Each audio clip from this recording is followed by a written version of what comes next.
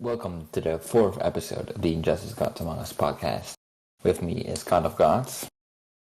Hello once again. And me. Once again, just the two of us. Part 2 to the two-man show series, apparently. Yeah. What's up with you this week?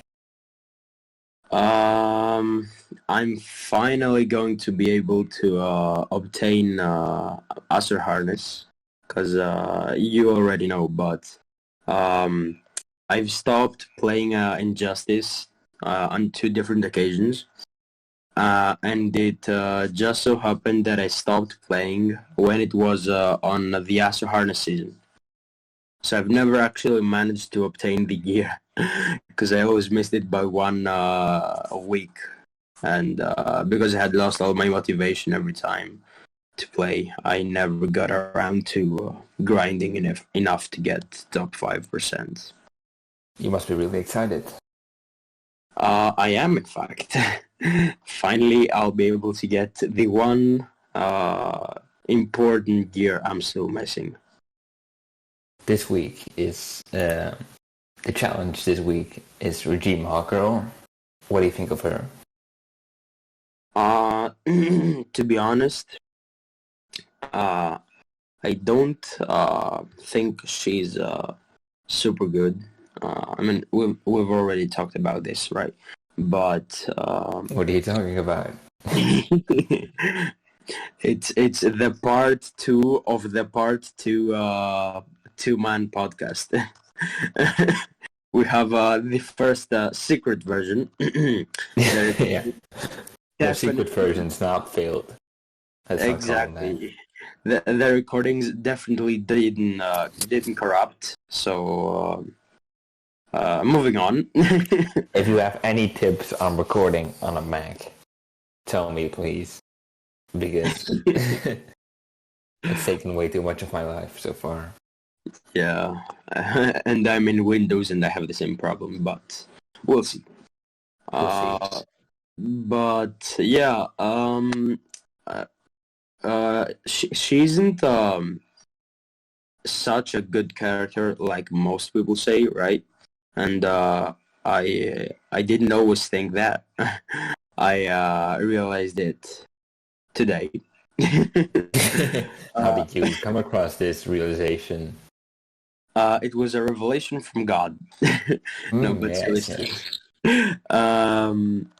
Because if we compare the stats of a correct Special 2 from her with the crates of Earth 2 Hawkgirl Special 2, there isn't such a big difference. And there's the requirement where you have to get to 100% first for it to create, which, to be honest, isn't the easiest thing, but it's not the hardest. So it's not... it's doable if you know how to time it right. Oh yeah, it's doable, but the fact that you have to fulfill that requirement doesn't exactly help her. But yeah, other than that, her stats are pretty mediocre, so we couldn't really say she's a super good character like many people say. She's an okay character. Yeah, she does cause the game to crash once in a while, but yeah. She's okay. Anyway, the multiplayer reward this season, you already mentioned it, it's Astro Harness.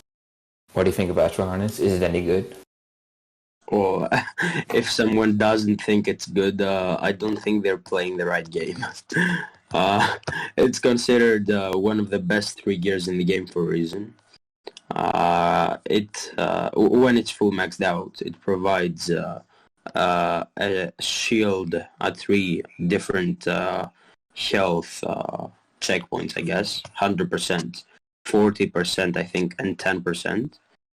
And then it has a 75% to offer... It has a 75% chance, to offer an additional shield after the character's health runs out. And the thing that makes this gear so great is that it can replace, it effectively replaces the fourth world set, and one could even say it has even greater effects. Yet it still only takes up one gear slot, so... Well, the fourth world set has different advantages. Oh yeah, but the main reason most people use it is for the resurrection. But it doesn't work the same with Blackest Night Flash's passive. Yeah, that's the one exception. But other than that, I think Astro Harness is a given in most teams. Because in most people use one of the 5 following teams: an Arkham based team, Blackest Night, Flashpoint team, Green Lantern, and finally Batman Ninja. I guess it's one of them, yeah. I wasn't exactly thinking about my Ninja. Earth 2? You gotta be kidding me. No one uses Earth No, 2. obviously no. No one uses Earth 2. Justice League? That's a pretty common one, though. But that's easy to make, right? I guess, yeah. New 52? I remember. Or an Ares or a Luchador Urbane team, right? So they mostly use the Astro Harness on their tanks. But the great thing, I think, and the best use of Astro Harness in some of those teams is to equip the tank with the Astro Harness so they don't get taken out.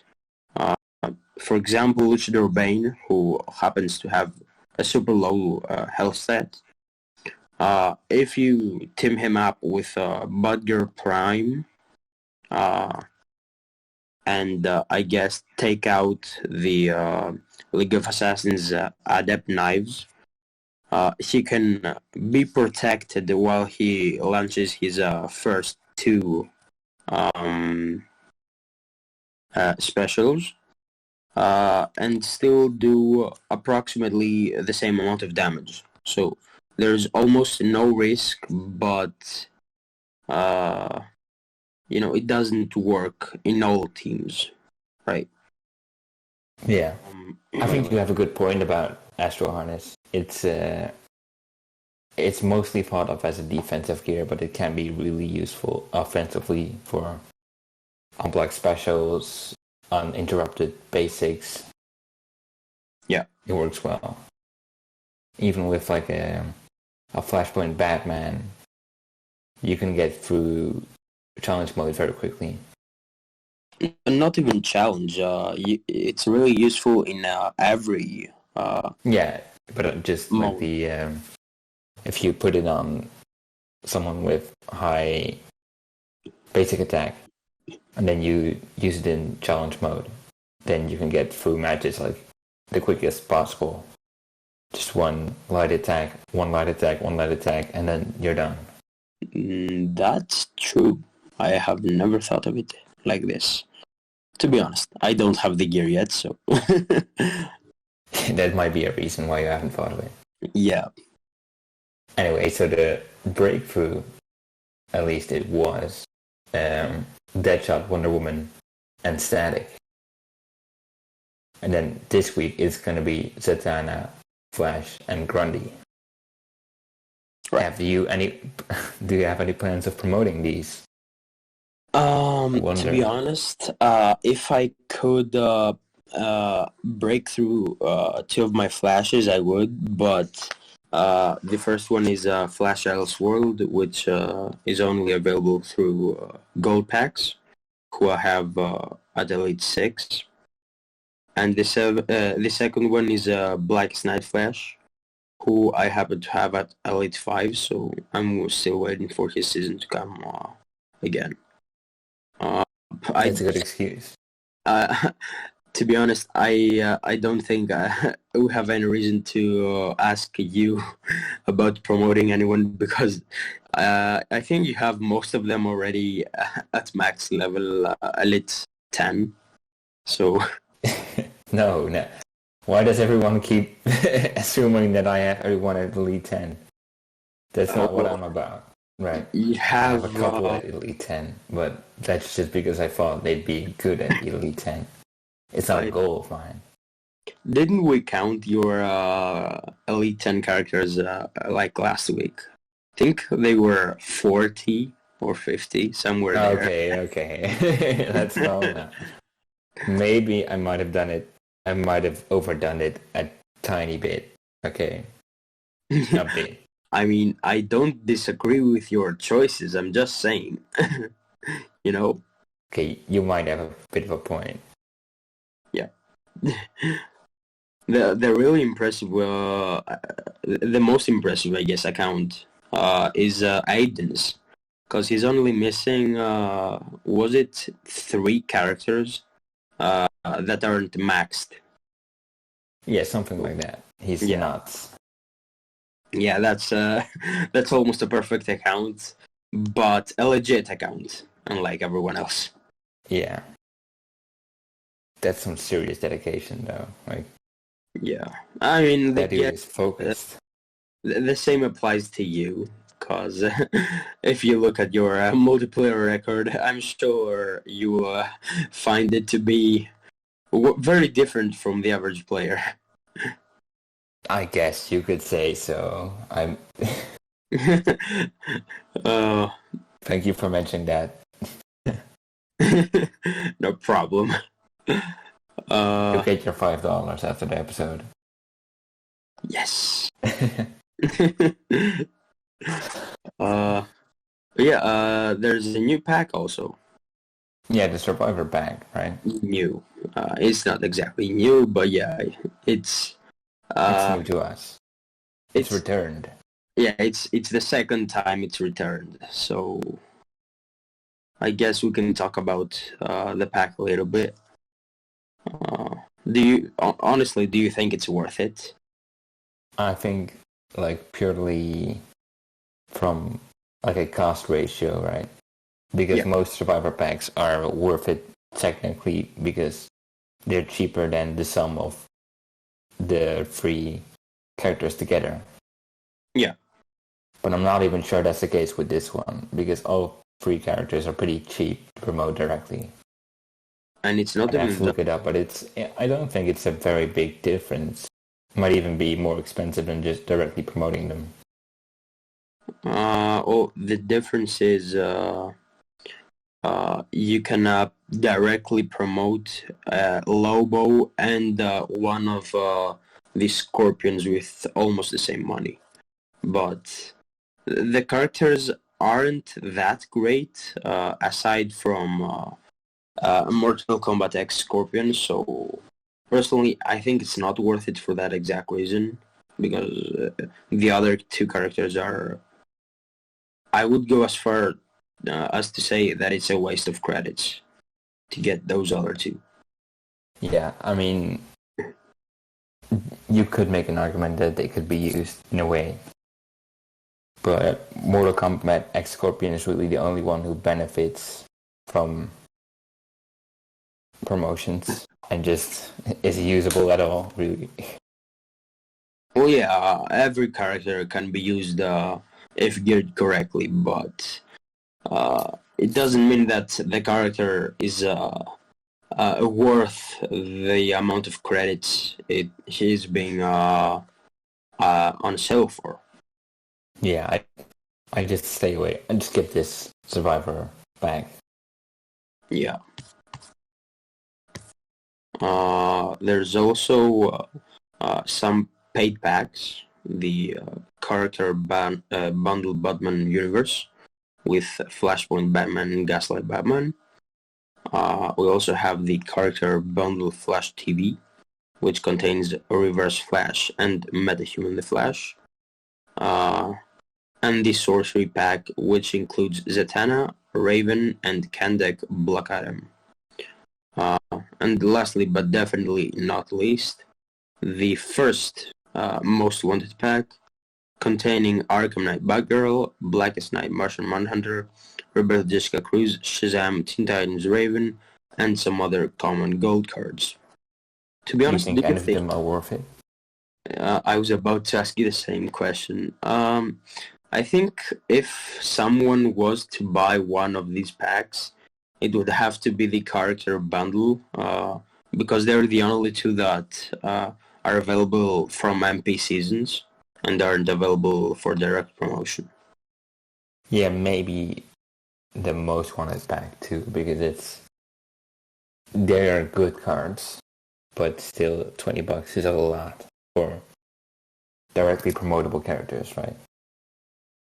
It's not even that, because if you see the Challenge Booster pack, it offers the same characters, but it just has a lower chance for those characters to drop. Aside from Shazam, who is available on the normal gold pack, there's no real reason to buy this specific Most Wanted pack, because it doesn't offer any rare characters. I mean, I guess they are rare, but there's also other characters that aren't even on some packs. So if they would offer those characters, it would be a different case. Different question. We had, at least we tried to start a new segment, right? Yeah. Let's change it up a bit, because I don't feel like talking about it twice, but let's make... we're thinking about discussing one underrated character. We could do that, but a different one than the last. Sure. Our previous choices were... mine, at least, was Mortal Kombat X Scorpion. I took the Survivor pack that's currently available in the store as a chance to show his goods and bads, I guess. And you covered Containment Doomsday, which is honestly probably the best tank in the game. And that's not an exaggeration. Yeah, he can be, at least. Well, Blackest Night Flash has the potential to be better in the right team, but standalone, he's probably the best tank. Unless you want to waste Injustice 2 Superman on a tank position, but... Well, yeah, not many people use him as a tank. You know, because he has the passive that he takes 20% less damage from special and super attacks. And if we're being honest, I don't think anyone uses any basic attack oriented teams in multiplayer, right? Because the chance of having your main damage dealer killed makes... I think it forces everyone to use specialist teams, because it's way quicker to end battles, and it's also more safe, right, for the player. And basics, no one's gonna... I mean, most people don't have basic attack loadouts on the higher tiered matches. Right. So that's what I think many people can agree if they've studied the tanks of the game, that he's another good candidate, like... Especially with New 52 Shazam, right? Right, yeah, with an evolved, though. Yeah, evolved. Shazam. But even unevolved, it's still great. Well, his chance of appearing, I guess. Sorry, not appearing, disappearing in order to save himself. That's what I meant. Oh, right, yeah. I've had it happen once out of I don't even remember how many times. That's a huge bummer for those of us who haven't gotten that many copies of him. But yeah, I've been waiting for so long to get him to Elite 3, to evolve him. And then before that, like I spent at least about 8,000 nth metal just to get him. And then before that, I got Batman Ninja Nightwing to Elite 3, and then I decided to evolve him. And then it turned out I was broke on Lord and Ally. So now I'm gonna have to grind Phantom Zone like my life depends on it. I remember, I wasn't there when you did the opening, but I remember seeing the video afterwards, and you got everything you didn't want. Yeah. You only needed to get Shazam. Was it twice or once? I don't know. 2 times. Yeah, twice. And you didn't even get him once. Yeah. And you opened. I can't recall what packs did you open. I opened 10 pro packs, so the highest chance of him, basically. I guess we could say that there would be a higher chance if you'd bought 20 metal pro packs, but... I did say I opened pro packs. Oh, 10 pro packs. Yeah. But didn't you have 8,000?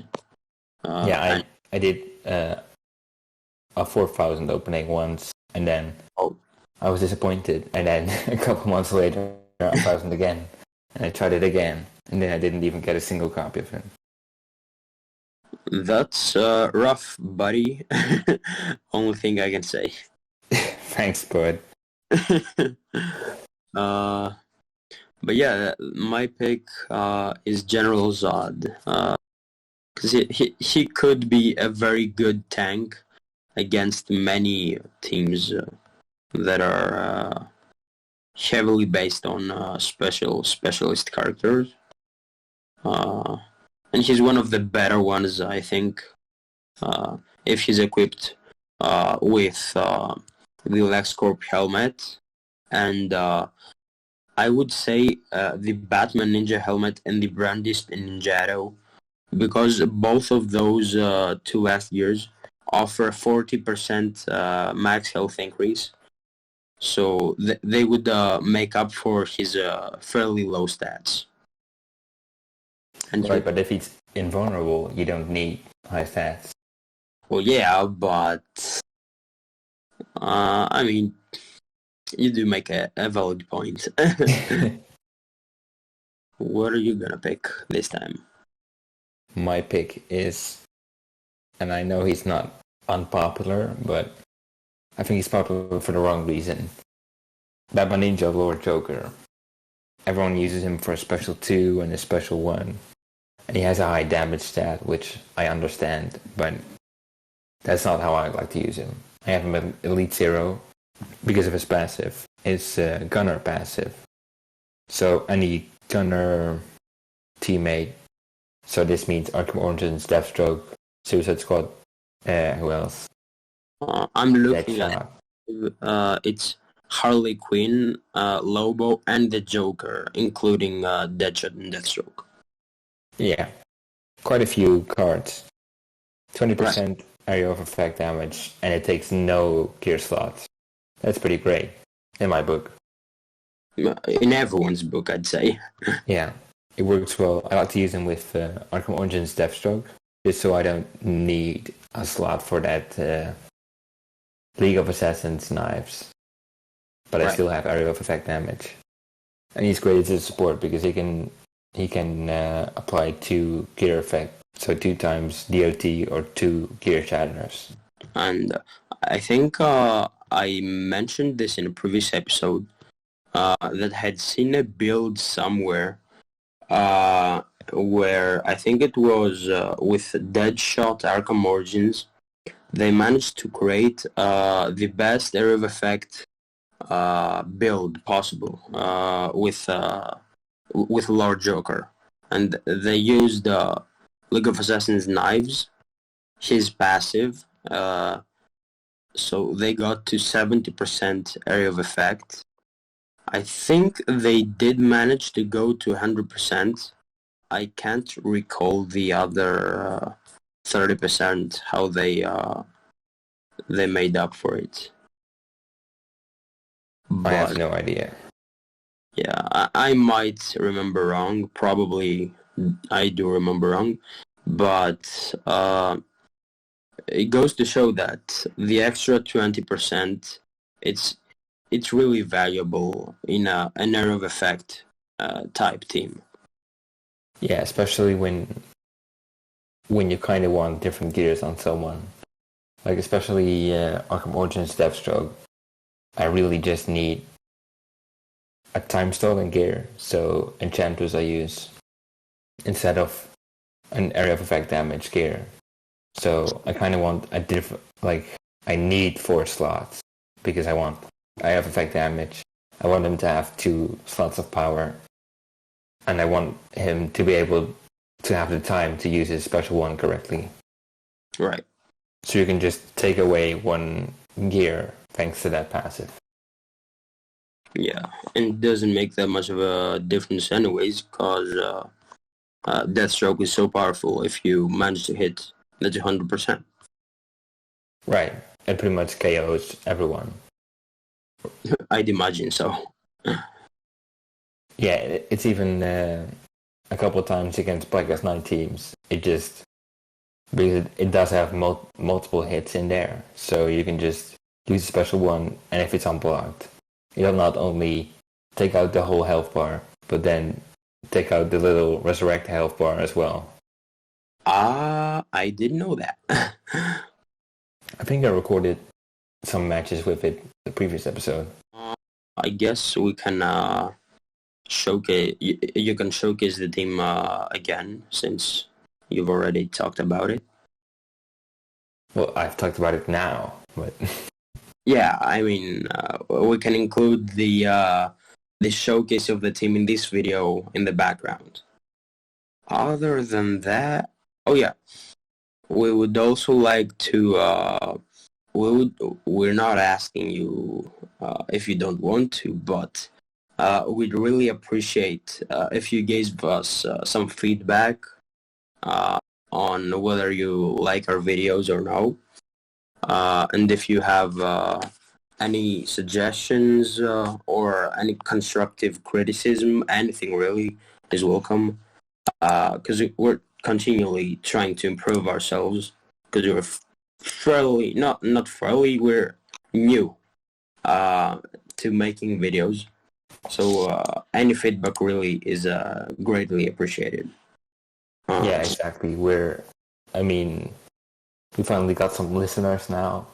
We're very grateful for that, by the way. We mentioned it last episode, but forgot in this one. And yeah, we did mention it in the last episode.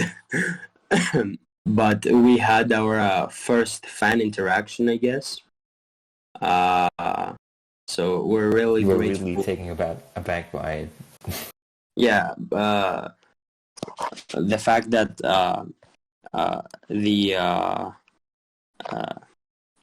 a fan reached out to us and told us that he really likes our podcasts. It goes a long way to, I guess, show motivation. To motivate us to become better, because up until now we didn't really have any idea if what we made was nice, I guess, in terms of quality. So yeah, I just like the thought of not listening or not just speaking into the void. Right. Yeah. So huge shout out to Liam Walden for taking the time out of his day to contact us, and I remember you told me he was following you even before we made this channel. So yeah, we've been talking a while. He's a very nice guy. Hello, Liam. we really appreciate you giving us feedback and telling us that you appreciate our content and that you do watch it. It verifies that it's not pointless to make these videos, so Yeah. hopefully there's more of you guys that enjoy our videos. And by the way, if I'm not sure, but I think I saw Devlin16 subscribe to us. I'm not sure if he listens, but if he does, we're very grateful that you do. We're big fans. Thank you a lot. Huge fans, I'd say. Yeah. Funny thing is, the last month, when I've been commenting on posts, I've come across Devlin so many times, and just today, he didn't know that the guy called Luani reached 1 billion. So I was trying to explain to him that he's a legit player, and we reached to the conclusion that if you recognize him as a legit player, he will also accept it. And I told him that you told me you think he's legit, and he just kind of agreed. So you're making connections here. I'm making the big leagues. Yeah, you've made it officially. Yeah. By the way, Luani, I think, if I think about it, we do know that he is, he doesn't hack battle rating or anything, but I wouldn't know if he's, cheated in the past, because that was very, very common back in the day. I don't want to accuse anyone, but I don't want to, stake my career on this one. Yeah, that's the thing. We can't know for sure if he's cheating, but the fact that he has 147,584 wins, and I've done the math.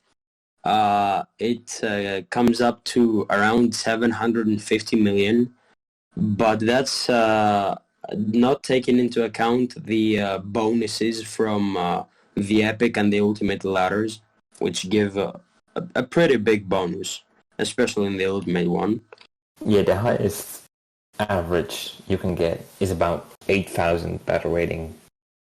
If you divide the bonus battle rating into it, right? So an average would be around 8,000. Then you have the daily missions, but they don't account for that much. Right, yeah. So it's around 8,000.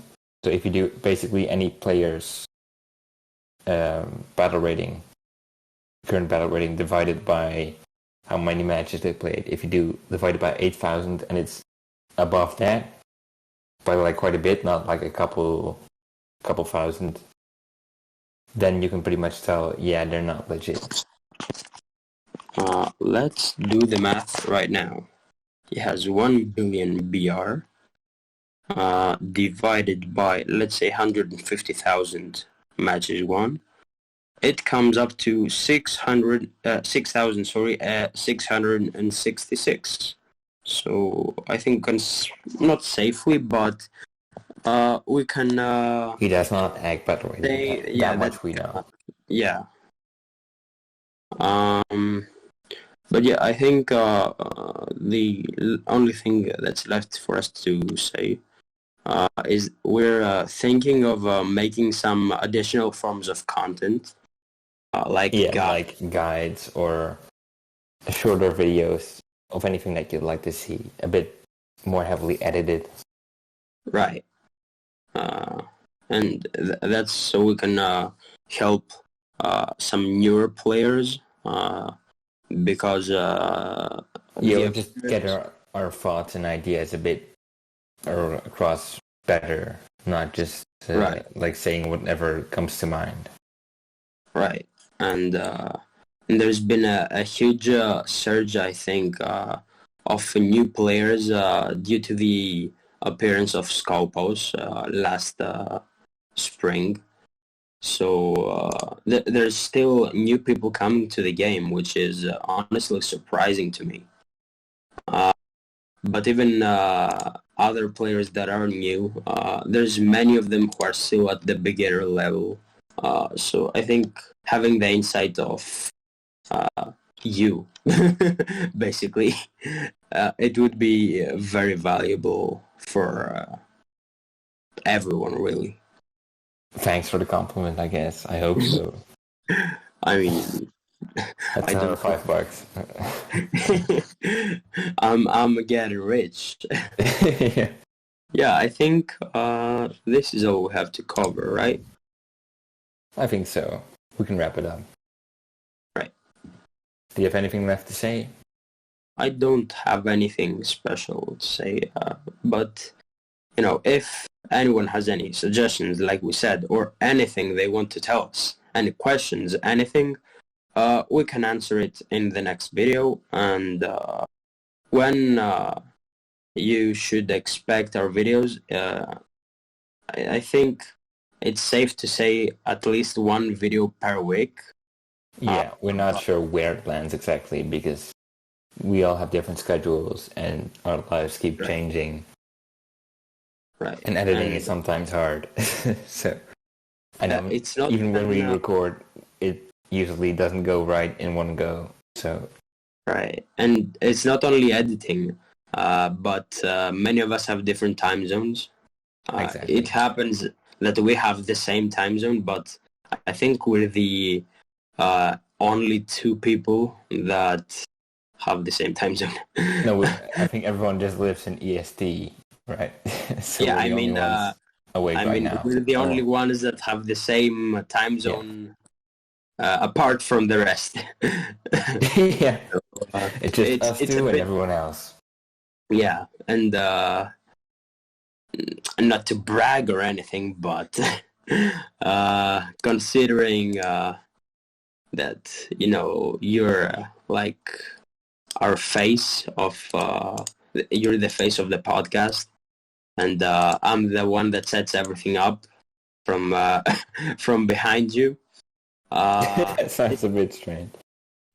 Yeah, but it's a bit difficult to plan things with different time zones. Yeah, because we plan things, but we don't know what the others are doing.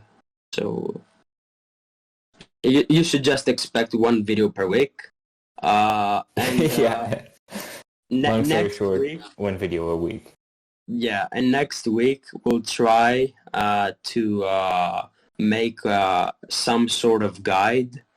Again, if you'd like to see something specific. A video in general, let's not make it a guide. Right, yeah. Not a guide exclusively. But, yeah, if you have any preferences, just let us know and we'll cover it. But you should expect another form of video next week from us. So get excited, people.